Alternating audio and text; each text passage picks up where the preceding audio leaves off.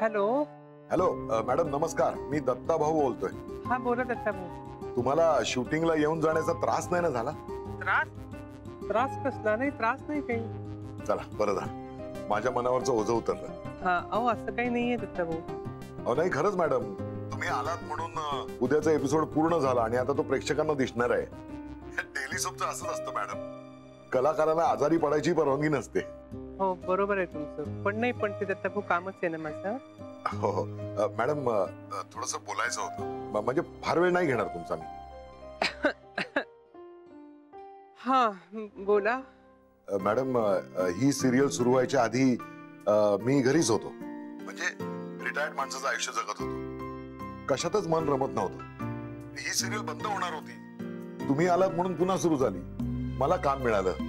पैसा काय हो, या वयात कशाला पैसा लागतोय.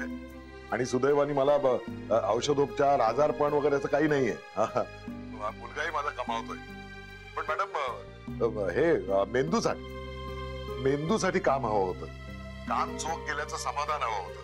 आणि आज अचानक तुम्ही शूटिंगला येऊ शकणार नाही, त्यामुळे मग उद्याचा एपिसोड अर्धवट राहणार, कदाचित दिसणारच नाही. असं चित्र जेव्हा डोळ्यासमोर उभं राहिलं ना, तेव्हा मला असं वाटलं की कुठेतरी मी माझ्या कामात कमी पडतोय मॅडम.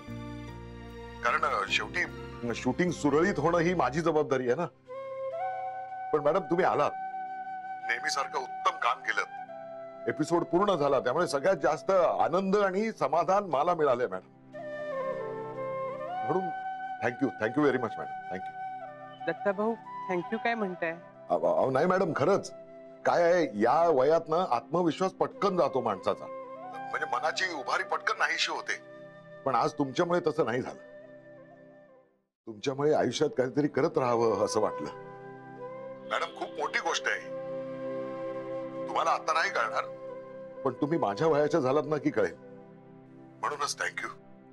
तुमचे खूप उपकार आहेत मॅडम माझ्या. दत्ता भाऊ प्लीज असं नका ना बोलू, म्हणजे तुम्ही खरंच लाजवताय मला. नाही नाही मॅडम, मला एवढंच बोलायचं होतं. Thank you madam, thank you. ठेवते फोन.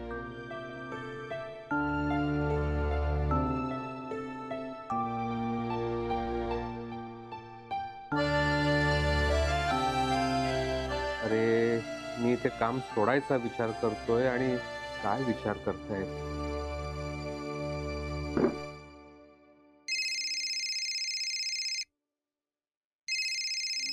म्हणजे ना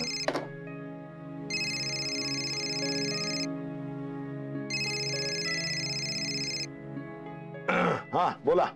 काय हो, कितीदा फोन केले मी, उचलत का नाही? अगं बघितले तुझे 25 मिस कॉल आहेत. तुला पण ना जरा धीर नाही मंदा, मी कामात होतो जरा. एवढी काय काम होती? अगं लक्ष्मी मॅडमशी बोलत होतो. आणि तू पण ना थांबायचं ना जरा. हा कशाला फोन करत होतीस? हे बघा, त्या लक्ष्मी मॅडमशी नंतर बोला. आपल्याला आपल्या लक्ष्मीकडे जायचंय, ते बघा जरा आधी. नाही नको, काही गरज नाही. पण मला आहे ना. आणि तुम्ही बोललात का तिच्याशी? नाही, नसेल बोलणं झालं ना तर फोन करा. हे बघ, मी म्हटलं ना तुला, आता मी कामात, मी थोड्या वेळाने बोलतो. हा मग मी करते ना. तू नको फोन करूस. आणि मुळामध्ये मी आता पुढचं काही सांगेपर्यंत तू काही करू नकोस. मला वाटलंच होतं तुम्ही असंच म्हणाल. हो ना, मग तसंच कर. मी सांगितल्याशिवाय तू काहीही करू नकोस, कळतंय का? आणि मला जरा काम आहे, ठेवतो फोन. चल. अहो काय चाललंय यांचं असं? नाही.